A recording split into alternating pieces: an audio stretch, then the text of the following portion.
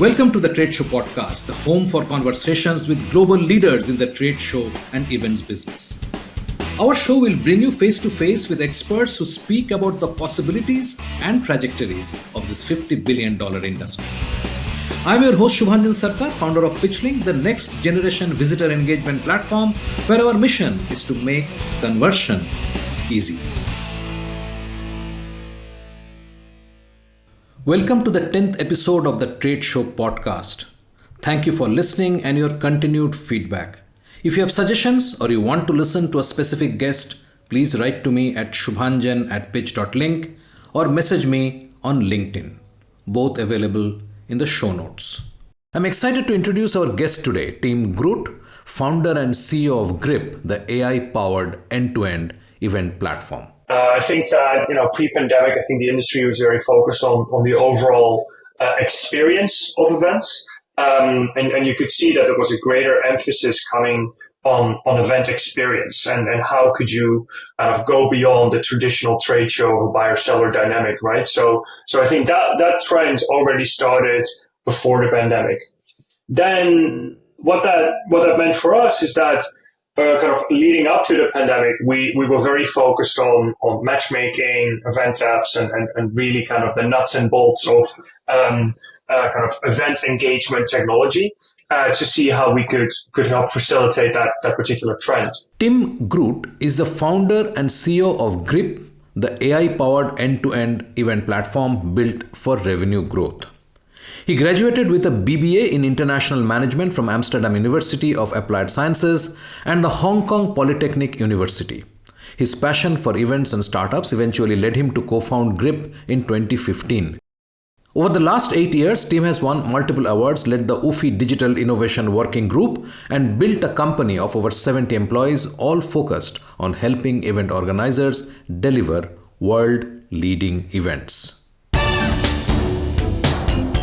Now, on to this insightful episode with Tim Groot. Tim, welcome to the Trade Show podcast. I'm delighted to have you. And as I mentioned just as we were speaking, you're the first product CEO to be on the show. So this is going to this should sound different from the rest of what we have put out till now. So I'm really excited to have you here. Welcome. Thank you so much for having me. I'm excited to be here and see if I can give a different perspective than the others have done so far. Absolutely. So before we come to the Grip story, I definitely want to do a deep dive into Grip.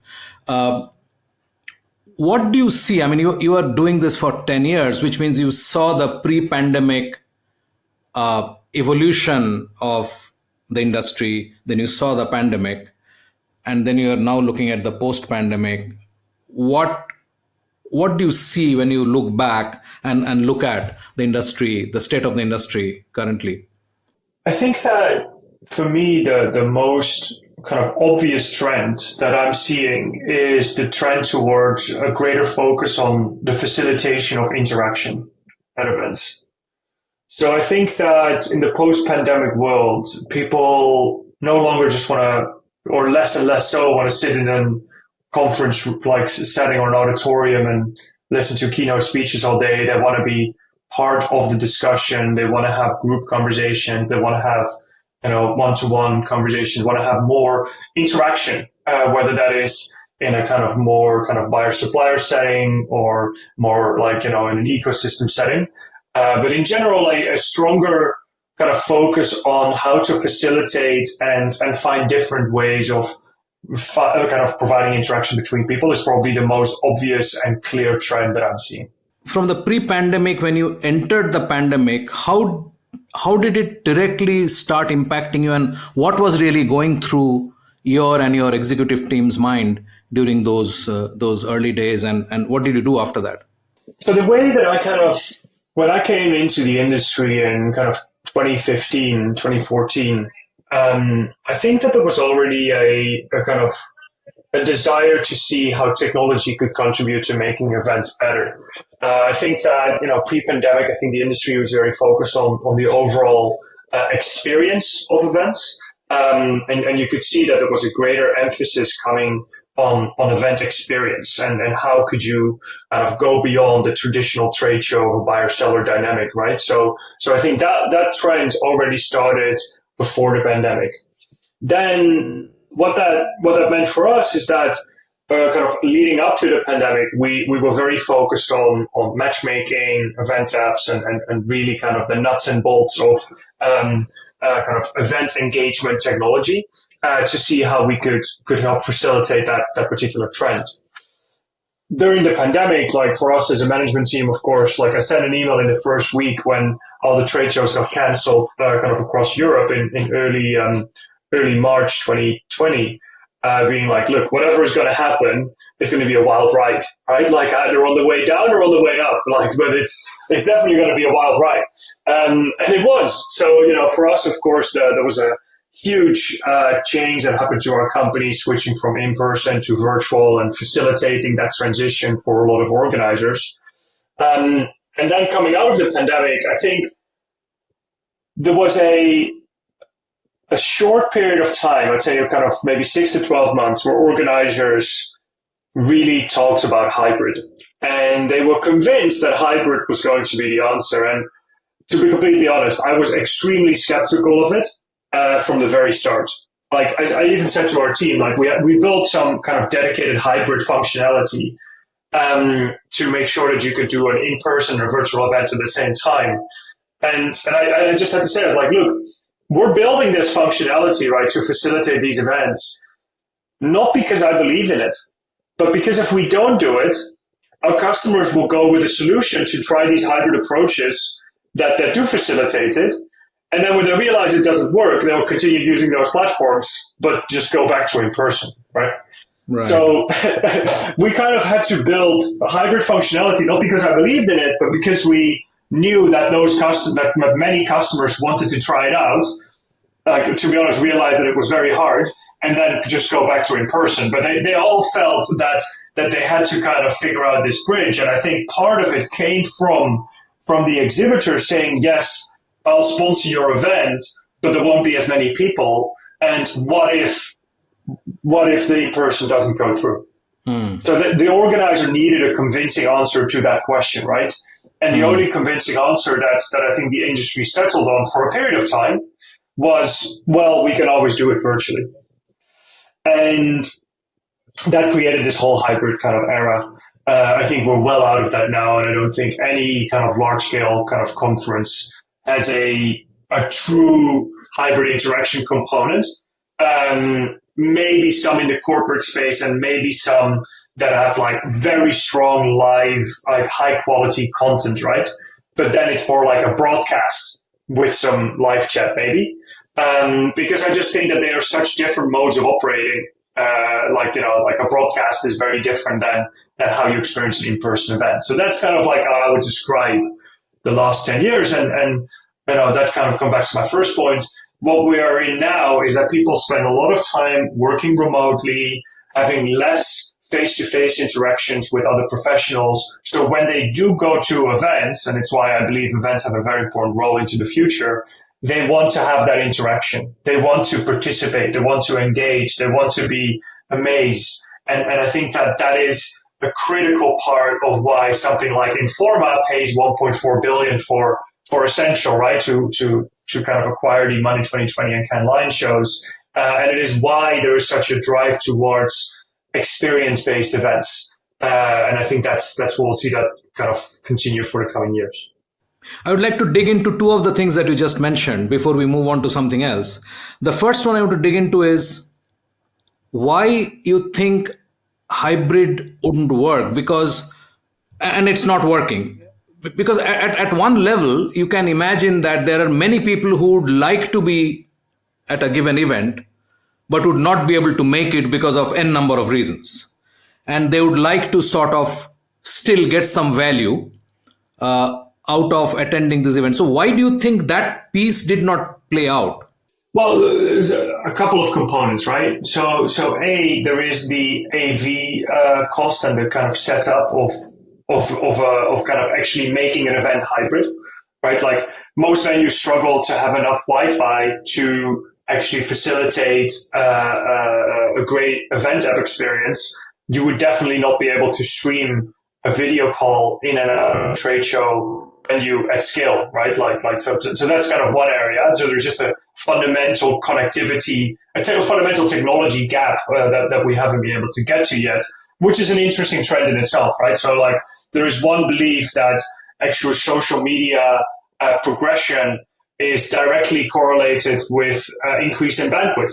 So, when Google came out, it was fast enough that actually it could give you real-time search results within a couple of seconds. So that was kind of trend like step one. Step two was YouTube kind of rose exactly at when you could start streaming a video of 360 kind of px without any kind of significant lag.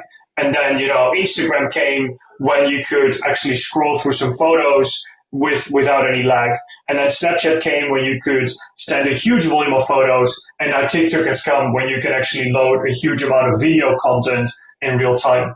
And so, we see a trend there. So that means that I think that the only moment where events will become truly hybrid is actually when we enter the era of augmented reality and there is enough bandwidth to be able to kind of have a continuous augmented kind of experience that like requires a hugely new level of connectivity. That's when we'll start seeing hybrid events. So there is a future for hybrid. It's like a decade away probably. So that's kind of, I would say, that the kind of the first reason of why hybrid failed. And then I think that there is another component, which is the energy level of how somebody feels in those different experiences. When I'm in a virtual setting, I break my day up in 30-minute sections. Typically a very stable kind of interaction kind of level, right? Like you're very kind of, when you're working remotely, it's kind of all kind of, you're constantly at a kind of medium energy level. Whereas a in-person event experience is much more up and down, right? Like you might be sitting down for a moment, listening to a session. Then next you're in a coffee area, you're like super intense, like, this person you're talking to, this person you're talking to. And it's like very quick and it's very high energy. Then all of a sudden you're participating in a group discussion. You're standing with 5 people. This person is interacting with this one. So it's like very intense in the moment. There are lots of like non-verbal cues of like where somebody's looking at, natural language, like how are they positioning? Are they crossing their arms? Are they, how are they standing with their feet? All of these subliminal things that you're noticing. That means that your energy levels and your experience and your interactions are way more up and down in an in-person setting. And so marrying these two levels of interaction, where you have one hand a very high level of non-verbal cues, and on the other side, a virtual interaction that is very stable and to be honest, much less verbal, much more verbal and much less kind of like humor, like body language and so forth, is very hard to combine. And so that's another reason that I think hybrid is very hard to pull off. Again, on the interaction side, I think that there is definitely a place for hybrid on the kind of content broadcasting side, but I would say that's nothing new. That existed beforehand. So those are some of the important trends that I would say. Sure. So the other thing I want to dig into was when you talk of how do you take, and this is something you mentioned even before, how do you take the trade show beyond attendee exhibitor interaction to a more experiential format? What does it actually mean? That's a good question. So, I mean, the thing is that, so I think you fundamentally have to take a different view of what an event is. So, Denzel Rankin from AMR and now kind of like always says this line, is like, events work best in a complex industry, right? Where different people have to talk to each other. And when there is much more interaction going in different directions. And so once you actually take a step back and you say, actually, there is not the concept of buyers and sellers. We just have a group of people here. And we have to facilitate different ways for those people to interact with each other.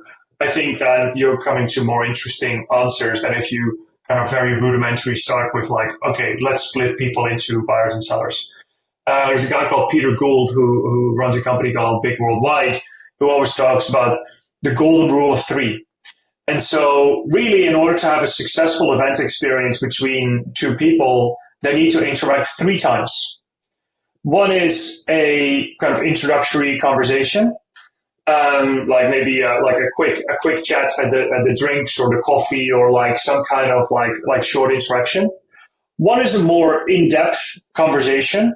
This could be about either of their businesses, both of their businesses, or like, you know, like some kind of like business-based discussion. And then 3 is a very important one and often gets forgotten, which is something experience-based. So for like, you know, the events that this guy Peter organizes, kind of worldwide events, they've got a very strong kind of experience component to their events where people go and have an activity together. I was at an event called WPP Stream, which is an unconference the other day, and almost everyone participates in a morning activity such as playing tennis, doing yoga, like doing some kind of sports-based or like kayaking, swimming, you name it. Like all of these kind of are facilitated by the organizer. And I connected with 3 very interesting people over a game of tennis, right? So, and then afterwards you have breakfast together and you talk about each other's kind of like businesses and what you do together. So the idea that an industry is very like B2B relationships and professional relationships are much more multi-dimensional than I think sometimes people think they are. And I think that fundamentally believing in that and trying to find ways to bring that multi-dimensional aspect to your event is a good way to go. This can be as easy as having a great like evening program, right? That consists of drinks receptions, maybe even like some party elements, making sure there is very good topic-based lunches and other programs, and generally bringing more experience-based components into your event and different interaction formats can create that higher level of experience beyond just the biodynamic. Yeah, this is interesting, and at some level, I find whether this serves the organizer or it serves the attendee or the exhibitor. I mean, the point is that, and you'd possibly agree or not perhaps, that all this talk about intent, right? So if you just step back from events and look at B2B sales and if you look at what is the biggest discussion point today, it is this whole discussion about intent, tracking intent, following up on intent, and so on, right? And nothing expresses intent better than trade shows. Because if you are leaving your work and your office and your family and you are coming to attend an event, that's a great sort of demonstration of intent. And I think it makes perfect sense. Just now what you described makes perfect sense from the experience point of view, and which is the point that you are explaining. How well does it serve the purpose of coming to the event in terms of actually doing business connections, finding vendors, talking to potential partners, and so on? So, I mean, I just would want you to elaborate a bit more on that so that people who are listening to this gets clarity how the experiential part actually dovetails into the business necessities of doing a trade show. Well, I think that actually I struggle to participate as an exhibitor in any event that is not more experience-based, to be completely honest. So I find the traditional buyer-seller kind of standing at your booth and trying to engage with people and really having to push the activation that way. We've seen as an organization that it's very hard to generate strong ROI from those events. Okay. And and if you compare that to, let's say, an IMAX or like a Global Event Tech Summit or like an Indie Expo, which happened last week, and so there was many other events in the events industry and beyond that are much more try and bring in more experience and more community and kind of like multi-layered this kind of interaction between people. You just see that there's way more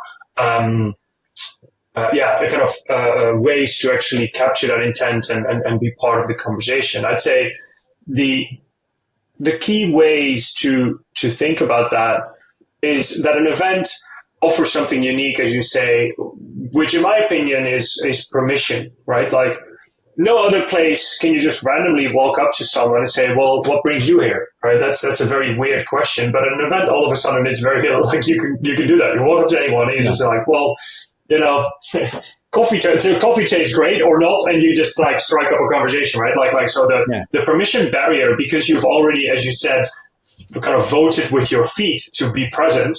And now you're looking for a return on time, right? Like you're looking for a return on the time that you've invested in it. And also to some extent, you're locked into that in-person experience. I think that if people could teleport themselves away with a click of a button out of an in-person event, I think a lot of people would leave halfway through at some point. But if you can't, because you're there and it's like, a 2-hour train journey back or something, or an hour, you kind of probably stick around. So you'll see if you strike up another interesting conversation and see another interesting talk. So you take yourself into a different setting, right? And I think that means that actually there is a latent intent. There is always a latent intent for learning, interest, and having an interesting conversation and learning something new. And it's about how you unlock that. And the most important way that you unlock that is making kind of people feel welcome and making sure that they've got a good state of mind and a good kind of positive feeling about the event. And from that experience, it becomes much easier to have positive conversations. How does that benefit exhibitors? Is that, well, when people are having a good time, it's much easier to have good conversations. When people aren't having a good time, it's very hard to have good conversations. So like, I think that there is a general correlation between great experience and great conversations and positive conversations. And it's also the mindset with which you arrive as an individual and as a company, right? Like, are you there? There are so many different ways that people go to events. Like some people go through an attendee list and literally have a target list, and others just like rock up and just kind of see what conversations they get into. Both approaches can have great ROI. They just have very different approaches in terms of the approach that gets taken. So yeah, I think that there is many ways to do events right, but I think organizers are responsible for creating a great atmosphere and making sure the right people are in the room. And then, that's some of the key things that help exhibitors to capture the latent intent that is present amongst the participants. Yeah, makes sense. And I am now conflicted because I wanted to shift to your grip story, but you popped in that ROI bit into this last bit, and I'm conflicted, and maybe I'll go with that first before we get into the grip story. Sure. One of the biggest issues that I hear when I talk to folks who are in different parts of the organizers, exhibitors, attendees, is how do you get ROI from participating in a exhibition?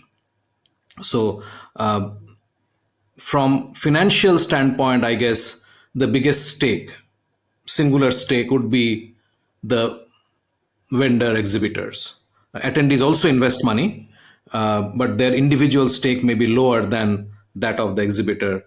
What is your sense? I mean, when you talk to fellow organizers or when you talk to exhibitors, attendees, what do you hear? What is it that people are looking for to say once they go back that I think we got great return on our investment in this trade show? Well, you first have to define why you are investing, right? So the biggest challenge that traditional trade shows have that sell square meters is that you don't know why people are buying square meters. So a good example is a big cloud computing event that had Google and Microsoft as exhibitors. And so, both were biggest booths and great. So they're probably here with the same idea, right? They were selling the same stuff. They were selling, their cloud services offering. But it turns out that they had completely different goals. So Microsoft already knows everybody in the market, right? They've got their channels, they've got their resellers, they've got all of that. So they can reach everybody. Every single company probably buys something from Microsoft and that's all good. At least when you're kind of a certain size. The challenge that they have is brand perception. I'm talking like 5 years ago, right? Like before kind of the kind of LLM and all their great investment in generative AI.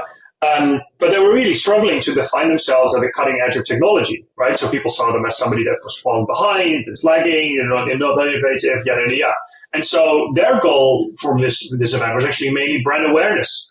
They wanted to be seen as a thought leader. So, they have to be on stage. They have to kind of showcase their great new technologies and how they can actually bring innovation into the market and why they are a great innovative partner for forward-thinking companies, right? So that's one objective. Whereas Google's got the completely opposite. Google, well, at least a couple of years ago, was perceived as the cutting edge of innovation, doing the most interesting stuff in the kind of neural network space, and is generally the partner of innovative companies. But the problem that it has is it doesn't have the same level of B2B relationships. So what they need is down the funnel meetings with key buyers. So there is a completely different focus, although they might be spending exactly the same of what they're actually looking to get out of a particular event. So if you're focused as both an exhibitor, you have to be clear of why are you participating in this event. Is this a brand awareness exercise? Which first of all, we as a leadership team at Grip actually decide who gets to go to each event. Like, is it new business? Is it marketing? Is it account management? Is it customer success? Who participates in that event? Because if you're going to an event where you don't have any kind of existing customers and you want new business to kind of make a dent in that event, just sending one new business person, if you don't have any brand awareness in that particular market or market segment, might not be very successful. So it might be better to just kind of do a brand awareness exercise and focus on having a really small booth and combining that with a speaking slot, because in that way you can build your brand awareness ahead of actually converting people into great conversations. To the contrary, if you're going to an event where you already have a lot of customers and you know that there is not people that are in a new business mindset, then why are you sending your new business reps to get new deals, right? Like, instead, send one of your account managers that is focused on growing the relationships that you already have, strengthening those relationships. So, I think that a lot goes into what is the I in the ROI before you can focus on what is the return that you're looking for. That's, I think, a very important part for exhibitors and then for organizers to understand, because once you've got a very good view of what all the different exhibitors are coming for, why are they investing, then you can actually build dedicated strategies and streams for that. It's time for a short break. Stay with us. After the break. And then I was using Tinder, and Tinder was great. That was 10 years ago when Tinder just came out. And I was like, this is really easy. This is swipe left and right. Everybody can do that. So I was like, wouldn't it be great if it was a Tinder for events? And that, to be honest, was the kind of the first beginning of it. And from there, we scaled that out to be an overall event engagement platform that helps people strengthen business relationships at events. So it started as a very simple idea. You are listening to a Bizcast audio original. Podcasting is one of the fastest growing content marketing avenues today. We can help you exploit this largely untapped marketing opportunity. We can craft your audio strategy and leverage the wide reach and easy streaming capability that smartphone penetration provides. It is powerful and personal. Talk to us to find out how podcasting can help you build your brand and reach out to target audiences. Welcome back. I'm Shubhanjan Sarkar, your host for the Trade Show podcast and founder of PitchLink, the visitor engagement platform. Let's dive right back into the episode. Fair enough. I think this is time to move to your Grip story. Let's start at the beginning. Why did you think that you should start a company like Grip? Well, the founding story of Grip is an interesting one. I was working at a mobile app development agency as an intern 10 years ago when I was 21, and I was going to a lot of evening meetups and other sorts of conferences. I was speaking at some, actually, interestingly enough. I wasn't really sure how to meet the right people to help kind of grow this agency I was working for. And then I was using Tinder, and Tinder was great. That was 10 years ago when Tinder just came out. And I was like, this is really easy. This is swipe left and right. Everybody can do that. So I was like, wouldn't it be great if it was a Tinder for events? And that, to be honest, was the kind of the first kind of beginning of it. And from there, we scaled that out to be an overall event engagement platform that helps people strengthen business relationships at events. So it started as a very simple idea. And then, now, of course, it's a little bigger than that. But I still believe that at the core of great events is bringing people together, because that's what moves markets forward and therefore moves the world forward. So when you thought of that, I think one big challenge would have been, how would you get attendees to come and actually sign up? Tinder has its own motivation, right?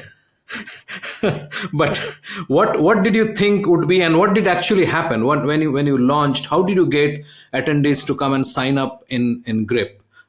Was it that you first went to an organizer and then they picked up your technology, and then that organizer brought in its own attendees to sign up, like it happens for other mobile app for a conference, or was it something else?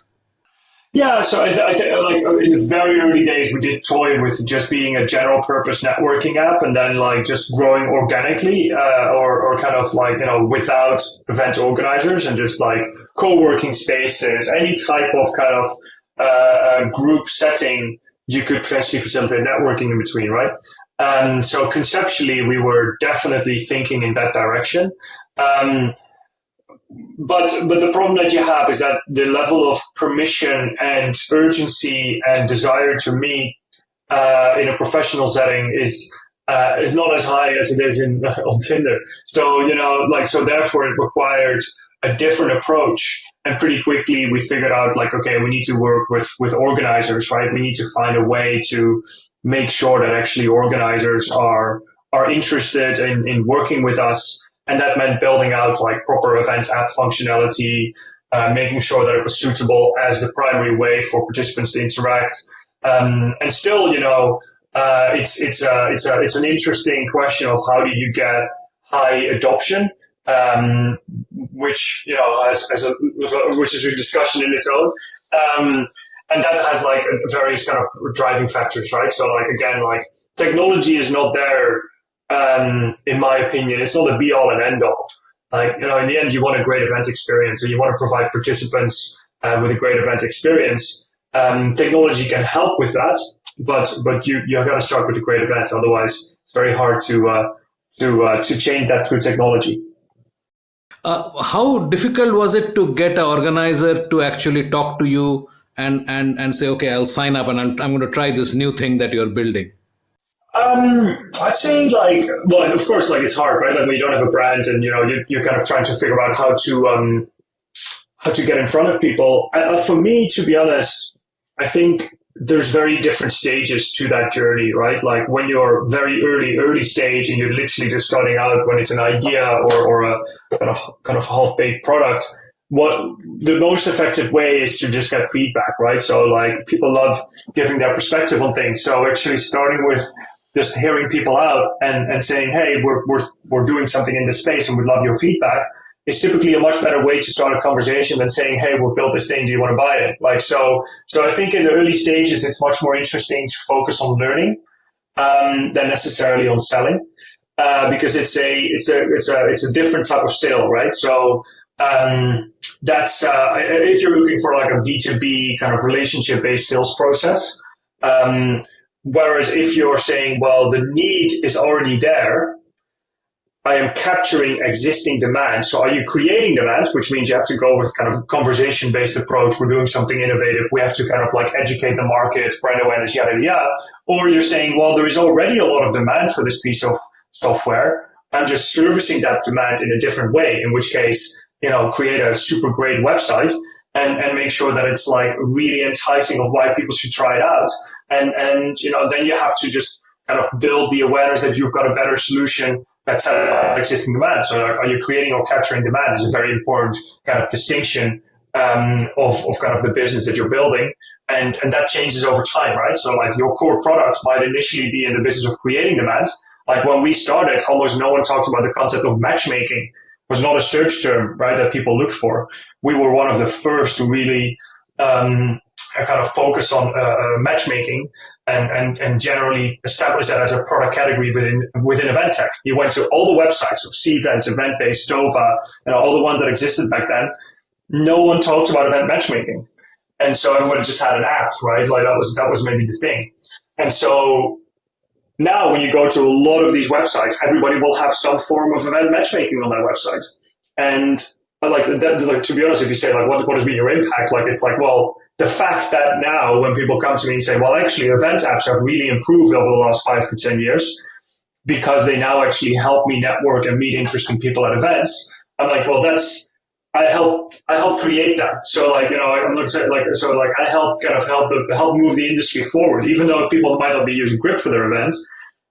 Other events or other technology companies maybe thought, we want to make sure that our customers aren't switching to Grip. Let us build some features in this space to make sure that we have something to offer there. So, in general, your force multiplier might be much bigger than just your company because you're enabling other companies to think in a certain way. Sure, absolutely.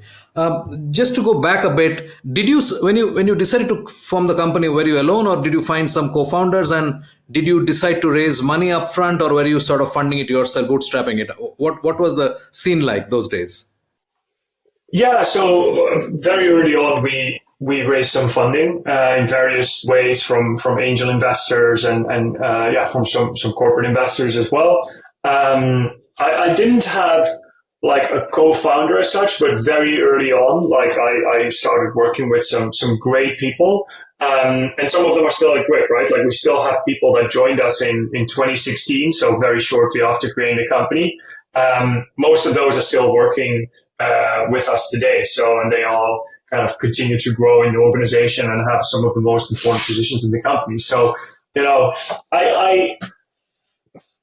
I'm not sure, like I would consider them co-founders because I don't necessarily, I'm not sure what that term actually means. If I'm completely honest, like, you start a company, like you work on it together and co-founders also leave companies. So so what's the difference really? So I think, you just have a great group of people and you're trying to make the most of it.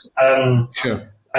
So that's, for me, it's more kind of like how long have you had an impact on a business? It's much more impactful than whether you were there on day one or not. Like, in the end, they've all been there for a very important and critical part of the journey. Sure. So when in the early days you were starting to talk about matchmaking and that was your sort of core focus, we are still like 5-7 years away from the AI buzz. What were you doing at that time? Was it any kind of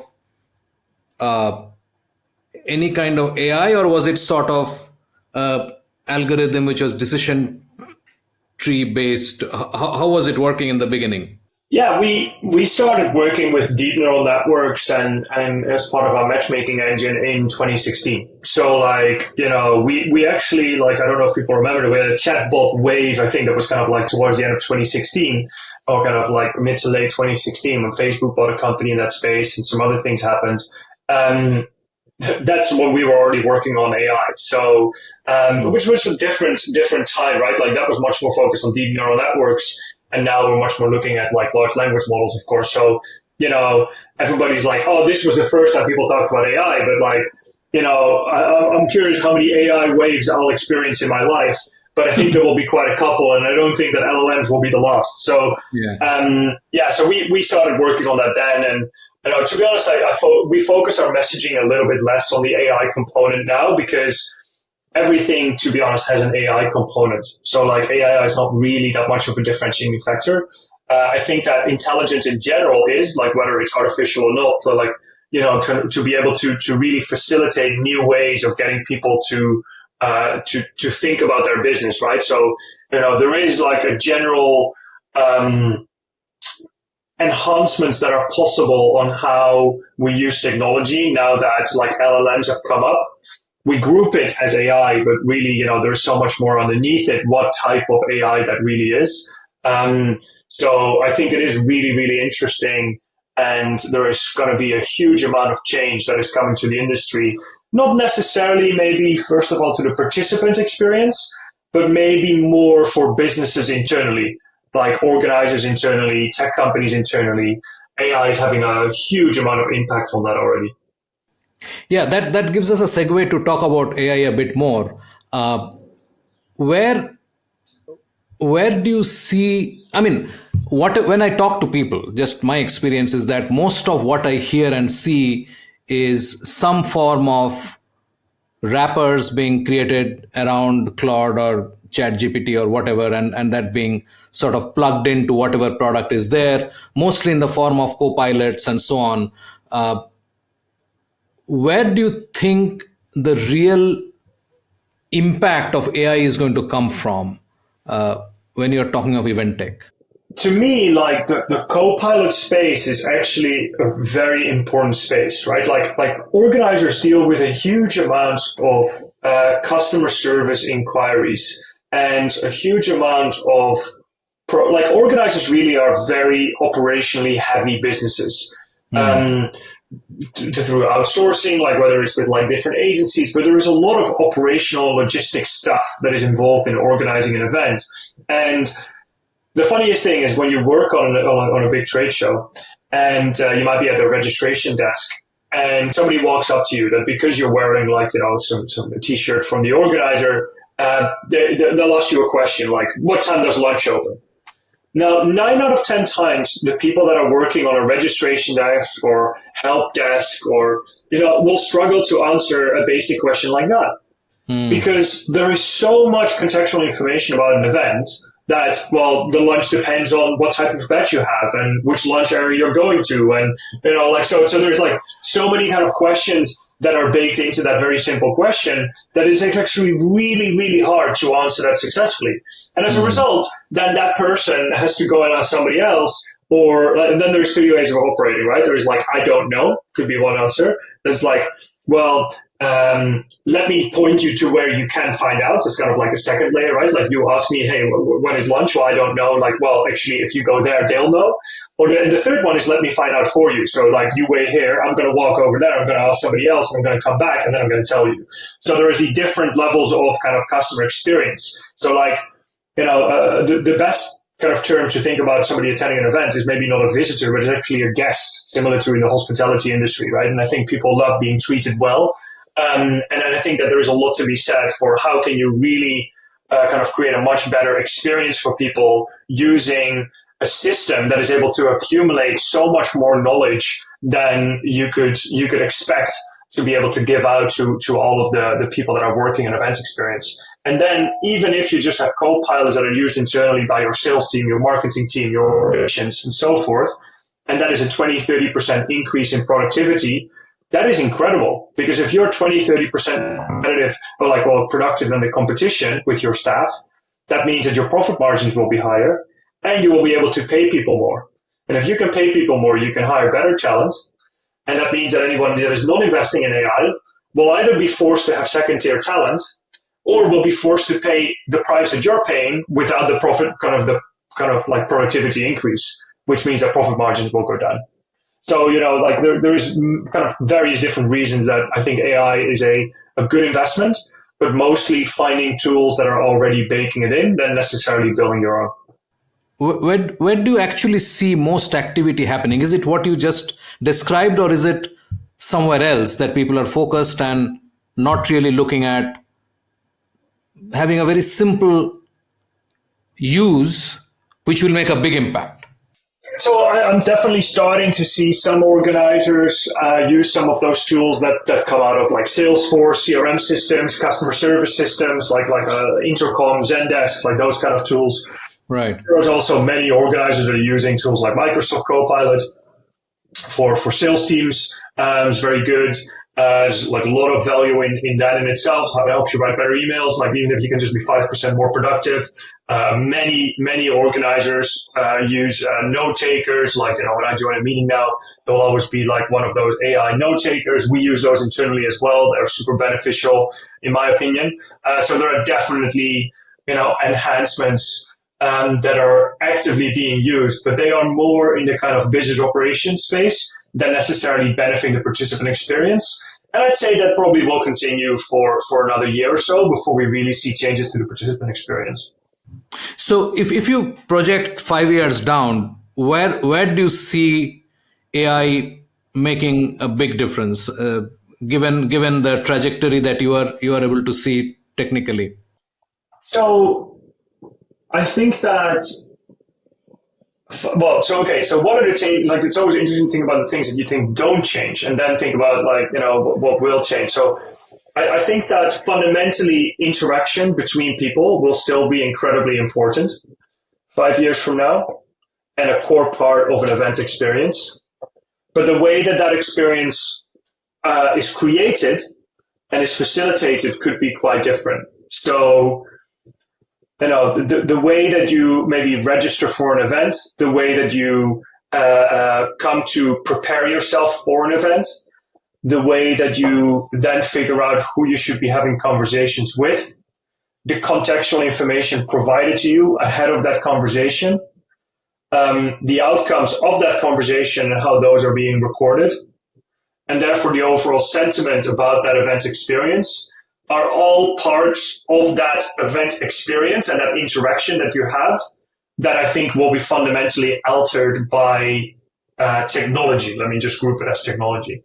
So that can go as far as the most fascinating question I think right now that is on my mind is, like, at what timeline does the badge go away? When will we no longer have event badges? And I've settled that the only moment that event badges will truly go away is when we have augmented reality that everybody is used to. Because once everybody is wearing glasses that is able to do, with permission and as part of the event experience, some kind of facial recognition that then shows you the details of that person right next to their head, the primary value of a badge goes away. So that's a very interesting, and that will fundamentally alter the whole event experience, right? Once we get to that point. So there are a couple of kind of fundamental technology layers that I think are kind of converting and over the coming years that will fundamentally alter how that interaction is established. But the value of being an event organizer, I don't think will go away as such. Sure. So two questions I have for you. One is that, when did you sort of decide to become a platform, event tech platform? When did that decision come? Because I'm thinking that your beginning was with this Tinder slash engagement or introduction idea. When did you think that you need to actually expand and make it into a full blown platform? I felt very strongly quite early on that if we started working with event organizers, that we would be required to make sure that we were a facilitator of interactions at their events rather than being a captive of the data. Doug Emsley from Tarsus made the statement in, I think, 2021 or 2022 of the barbarians at the gate. Which was an interesting statement in the context of platforms that were basically saying, well, you can host your events on our platform, but we own the data, right? So we can then go and market other events to those people. We can, you're now a user of this platform, and we can kind of take control of that user. I felt very strongly kind of way before that in like 2017, 2018, that if we were going to partner with the biggest and best events in the world, that we were a facilitator, a platform, a facilitator of interactions on behalf of the organizer, and therefore the data to be continuously owned by the organizer. So I think you have to fundamentally kind of look at what type of business are you? Are you a B2B, B2C business? And how do you view that?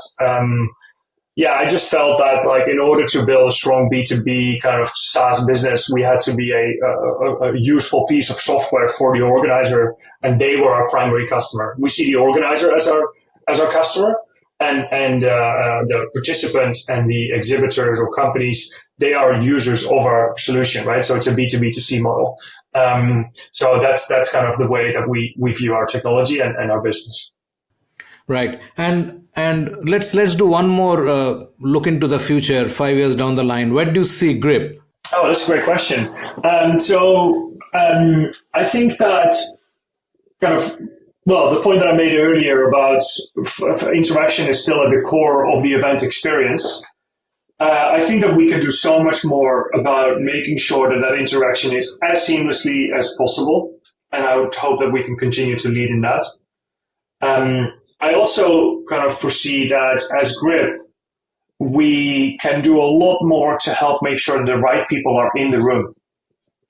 So how come, and that for me is a super interesting question, because the ROI of an event really comes down to who's present, because we can only connect you with who else is present.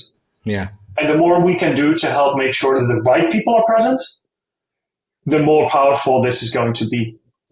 And I think that's an extremely interesting point, right? So how can we really help organizers maximize their audience makeup and understand which events to organize, where to organize them, when to organize them, for whom to organize them, what content to put on, which interaction models to use to maximize the return on investment from the people participating in it. Those are like really interesting questions that I hope that we can help organizers answer. And that's kind of, where I see the future of Grip. So that would sort of prompt possibly a consulting arm and not so much as a tech company, would you say? Well, I think the blurs between technology and consulting actually starts with LLMs become increasingly thin, right? Like actually, saw a stat the other day that most revenue of AI and LLMs have actually been made by consulting companies and not by the underlying technology companies. I think it's like several billion in consulting revenue, but or several hundred million in actual software revenue. So, it's mainly so far been very profitable for consulting companies, the whole kind of AI space. But I think like that kind of trend or that kind of blurring of lines between the two of them will continue because expertise and technology, I think, will become one more and more. Yeah, I mean, I guess that's true for all major trends I mean, the same thing could be told about blockchain. It could be told for many other breakthrough innovations, let me put it that way, where consultants made more money than actually the companies were building the technology, because everybody had to understand what they need to do and they need to go to somebody who will tell them what to do with it. PitchLink makes buying easy by enabling high-quality engagement between buyers and sellers. Through its presentation and discussion modules, sellers create customized sales narratives using sales collaterals and personal videos and reach out to prospects through a non-intrusive, buyer-qualified engagement process. PitchLink requires no installation or download, contains and manages the entire repository of sales collaterals and buyer-seller conversations. Talk to us to know more about how you can engage with customers without interruption. Connect with us on LinkedIn or visit tradeshowengage.com. That is tradeshowengage.com. Anything you think we could touch upon which I sort of didn't provoke? Well, I mean, there's just so much happening in the events industry in terms of acquisitions, the way that we're looking at the value that the industry provides to exhibitors and visitors. I think it's Oscar Wilde that said, like, or I don't know who said it, like, may you live in interesting times. I definitely think that when you work in the events industry, then we definitely are. We're in interesting times. And so, it will be interesting to continue following it and continue shaping the future of it. Tim, thank you so much for your time, and I hope to talk to you again soon. Thank you so much. We have a fantastic lineup over the next couple of episodes featuring great conversations on engaging your booth visitors and maximizing your ROI from your trade show investments. Subscribe in your favorite podcast app so you do not miss a single episode. Thanks for listening. Thank you for being with us today on the Trade Show Podcast, the podcast of record for the trade show and events industry. Here we talk to movers and shakers of the $50 billion trade show industry and identify ideas, challenges, tactics, and strategies to leverage the first-party intent inherent in the trade show business. We hope this conversation helped inform and motivate as we all navigate a rapidly changing business environment. For us, these are enlightening conversations enriched with knowledge and expertise.